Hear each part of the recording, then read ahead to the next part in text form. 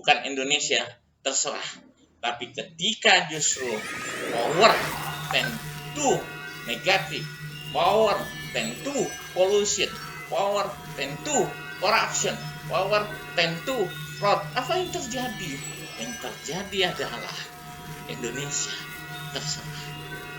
Mari Indonesia terserah itu di kiri kita, itu adalah masa lalu. Indonesia tercerah itu di kanan kita, ini masa depan kita. Dengan keyakinan yang sangat kita pastikan bahwa Indonesia terserah itu diganti dengan Indonesia tercerah. Dengan penuh keyakinan pergi dari bangsa ini, mental yang menyerah diganti dengan mental perjuangan, mental kewiraan, mental kepahlawanan.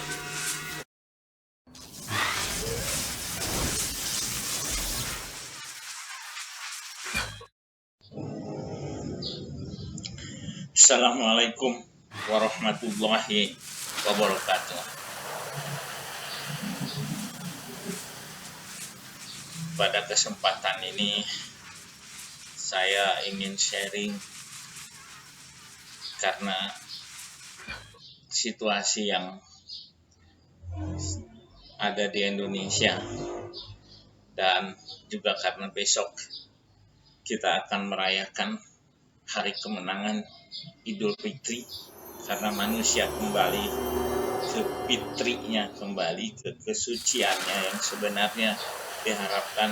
Manusia suci itu manusia yang mampu mengakses ke nuraninya yang paling bersih, yang disitulah adalah sumber energi yang luar biasa, di situ sumber pintu rezeki, di situ sumber yang menyebabkan kita bisa tersambung, doa-doa kita tersambungkan, doa-doa kita mudah untuk terkabulkan oleh Allah yang Maha Kuasa, oleh Tuhan kita, karena kesucian nurani kita.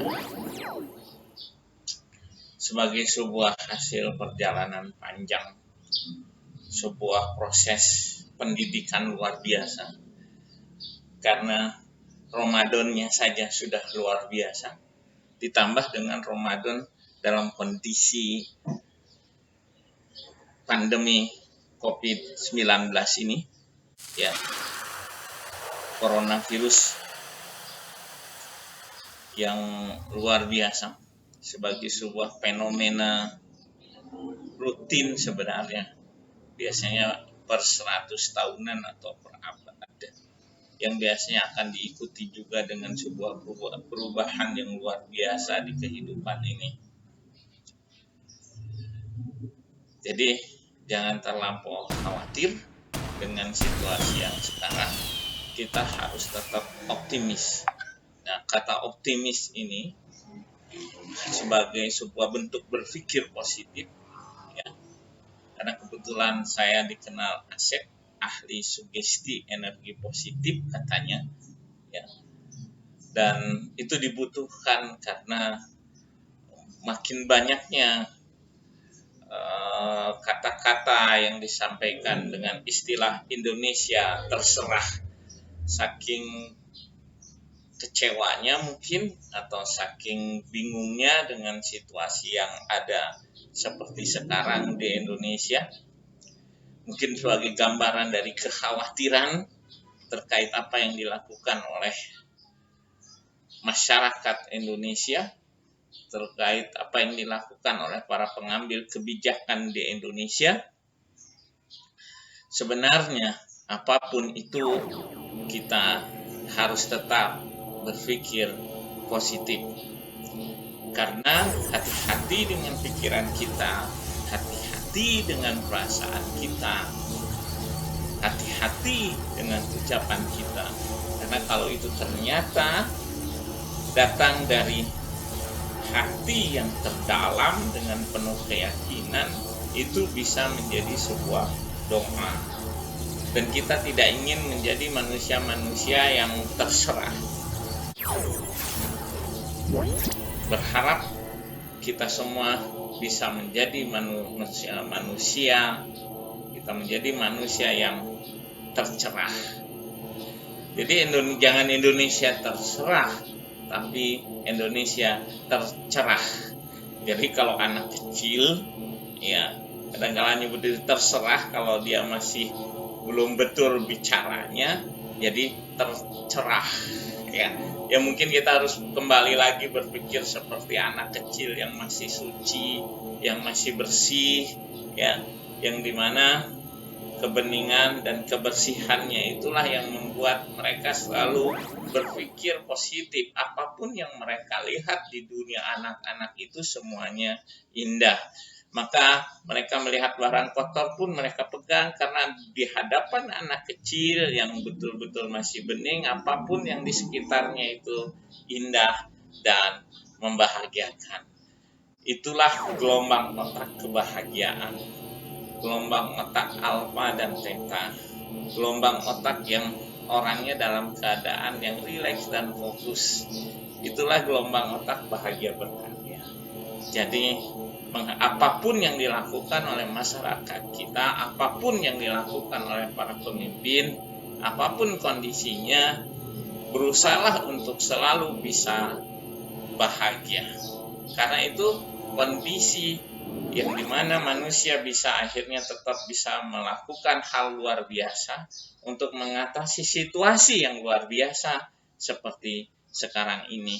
Jadi ada hormon kebahagiaan yang merupakan gabungan dari 3 hormon, interaksi dari 3 hormon yang ada dalam diri kita, bahwa apapun yang terjadi di sekitar kita dengan kondisi krisis itu memang membangkitkan yang namanya hormon norepinefrin, hormon kekhawatiran, hormon ketakutan. Itulah yang akhirnya menyebabkan Indonesia terserah jadi muncul. Ya.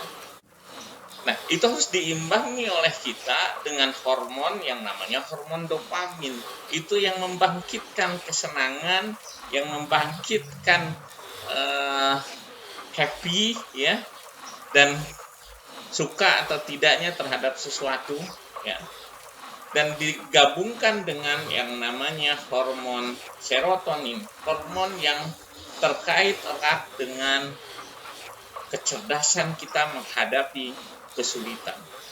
Nah, kita akan betul-betul mengalami stres dengan situasi yang ada sekarang ini, ya, gegana, gelisah, galau, merana, itu karena bisa jadi hormon norepinefrinnya terlampau besar, hormon dopaminnya sedikit, dan hormon serotoninnya sedikit. Nah, kita harus bisa memastikan diri kita memiliki norepinefrin yang sedikit. Jadi jangan khawatir dengan kondisi krisis yang seperti sekarang, karena itu semua dibutuhkan oleh diri kita untuk bergerak. Ya, dibutuhkan oleh diri kita untuk bisa tertantang. Dia akan memicu hormon norepinefrin kita.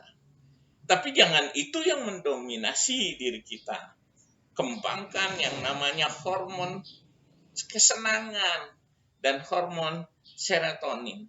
Jadi adalah COVID ini sebenarnya menguji kita dan menantang kita, menggerakkan kita untuk mengeluarkan sebuah potensi yang luar biasa yang ada di dalam diri manusia. Bahwa manusia mempunyai ketiga hormon itu. Ya tergantung apakah akan terserah atau tercerahkan. Siapa yang dominan dikuasai oleh hormon norepinefrin, dia akan terserah. Tapi siapa yang dominan dikuasai oleh hormon dopamin dan serotonin, dia akan tercerah. Ya, dia bisa membuat Indonesia tercerah di dunia. Nah, bagaimana membuat Indonesia bisa tercerah di dunia? Itulah saya ingin berbagi sebagai sebuah legacy saya di kehidupan ini. Bagaimana membuat Indonesia bukan terserah, tapi Indonesia tercerah. Hormon dopamin itu relatif biasa banyak dipengaruhi oleh konsumsi makanan dan bagaimana kita mengontrol diri kita. Bagaimana kita mengendalikan diri kita untuk secepatnya hal-hal yang negatif, pikiran-pikiran negatif, perasaan yang negatif, dan berbagai pengaruh negatif itu kita ubah.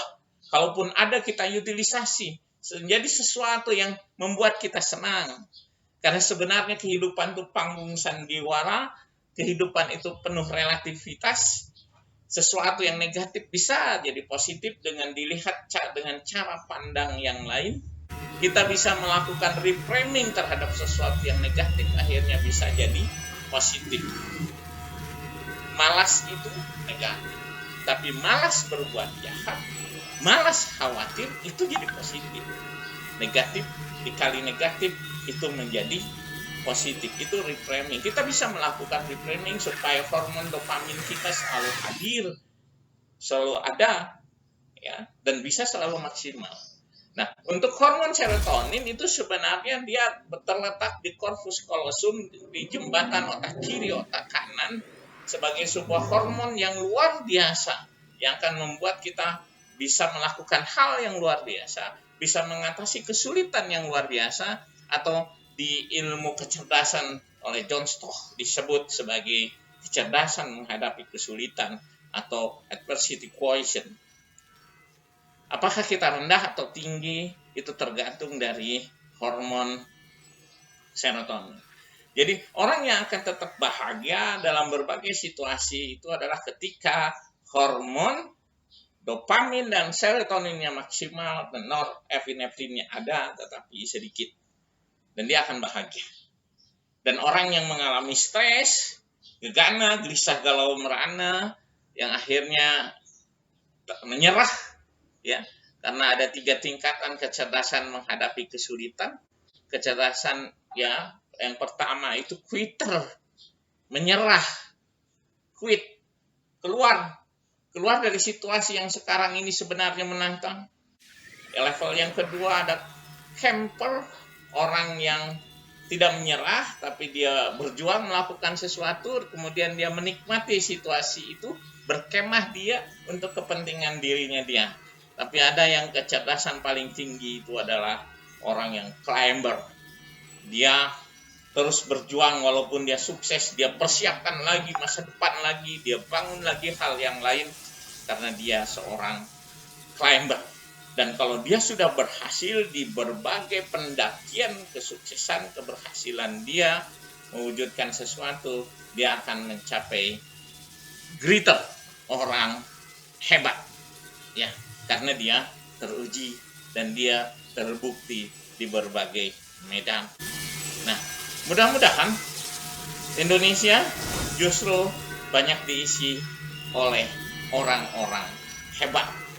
Orang-orang hebatnya itu bergerak. Orang-orang hebatnya itu ada di power 10 to integrity.